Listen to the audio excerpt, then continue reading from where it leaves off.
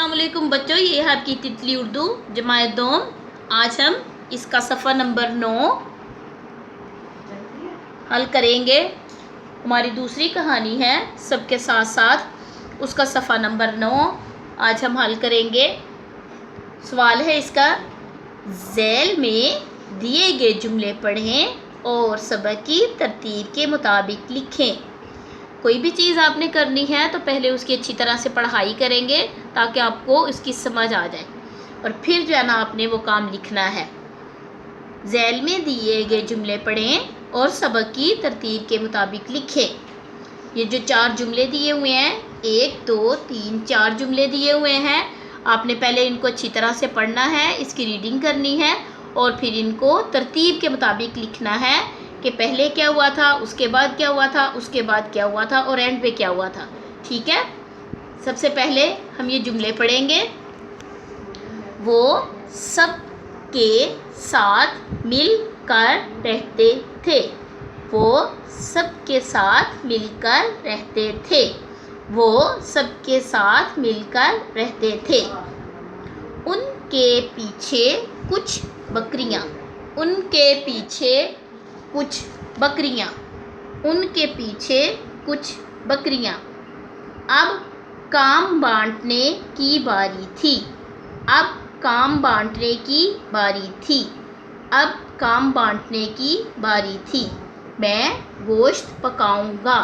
मैं गोश्त पकाऊंगा। मैं गोश्त पकाऊंगा। ये 4 जुमले आपने पढ़ लिए हैं। अब आपने बताना है सबसे पहले कौन सा जुमला हम लिखेंगे। शाबाश, उनके पीछे कुछ बकरियां, ये आप सबसे पहले लिखेंगे। ठीक है, उनके पीछे कुछ बकरियां। नंबर 2 पे आप लिखेंगे कि अब काम बांटने की बारी थी। नंबर 2 पे लिखेंगे अब काम बांटने की बारी थी। नंबर 3 पे आप लिखेंगे मैं गोश्त पकाऊंगा। मैं गोश्त पकाऊंगा। और सबसे एंड पे आएगा कि वो सब मिलकर रहते थे। शाबाश, इसी तरतीब से आपने ये जुमले नीचे दी हुई लाइनों में लिखने हैं। ठीक है, अब आगे पढ़ेंगे। इस कहानी का मरकज़ी पैगाम क्या है। इस कहानी का मरकज़ी पैगाम क्या है। दुरुस्त जवाब, इधर 4 जवाब दिए हुए हैं। जो दुरुस्त जवाब है उसके आगे आपने टिक का निशान लगाना है। पहला है सबसे अलग थलग रहना चाहिए। नो, हमें सबके साथ मिलकर नहीं करना चाहिए। हमें सबके साथ मिलकर काम नहीं करना चाहिए। नो, सबके साथ मिलकर रहना चाहिए और मिलकर काम करना चाहिए। शाबाश, हमारी कहानी का मरकज़ी ख्याल यही था कि सबके साथ मिलकर रहना चाहिए और मिलकर काम करना चाहिए। आपने 3rd वाले पे टिक लगा लेनी है। हमें सबके साथ मिलकर नहीं रहना चाहिए, ये भी गलत है। आगे आएंगे। ये सबक किसके बारे में है। ये सबक किसके बारे में है।